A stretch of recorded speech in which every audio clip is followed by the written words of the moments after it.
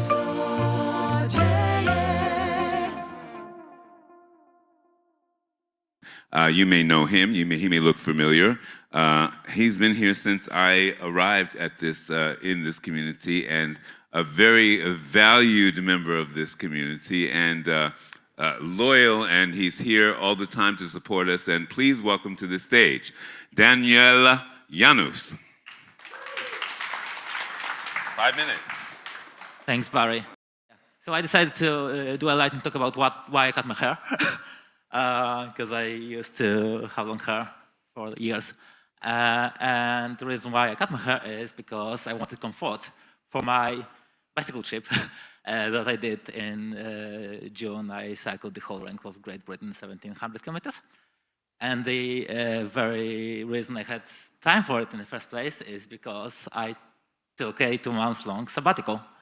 And Maugo has kind of beat me to discussing the benefits of taking a sabbatical, so I just say I recommend it if you can afford it. And I have time for things, including cycling, reading books, spending time with family and friends, and learning a new language, which the Programmatic Programmer book recommends to do every year. Learn a new language every year to keep your mind trained and constantly search for new ways of solving problems. So I've embarked on the way to learn Rust, but nothing specific to Rust in this talk, really. I just wanted to share a tip that I found helpful, and I think it's really helpful to pretty much learning any language. And so my general approach to learning language is find an interesting problem to solve, try to solve it in language X. If it doesn't work, try again. So basically, learning by doing. And for this particular project of learning class, my problem to solve is having this set of /separated strings and write a program that can render them as a tree. It will be able eventually to fold and unfold particular nodes of the tree, search it, and so on. So for now, it's what it does. And the thing with Rust is it's really hard because it's a pretty low-level language, system programming language. So it has this. It doesn't have a garbage collector. It has this concept of the borrow checker, which is pretty unique. And as you learn Rust, you get to struggle with it a lot. And so I fight with compilation errors all the time, and when I eventually I keep notes of what I learn along the way. But when I solve something and make and succeed in combining, I want to look back and see, have another look at these compilation errors that I got, and ask myself why this worked. What was it about this previous version of the code that was wrong? How,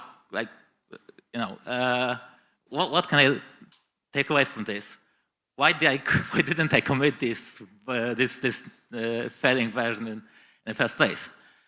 And so I've lost a couple of learning opportunities this way, and it dawned on me that I could make a small change to workflow, which is to create a simple shell script that whenever I try to build the code,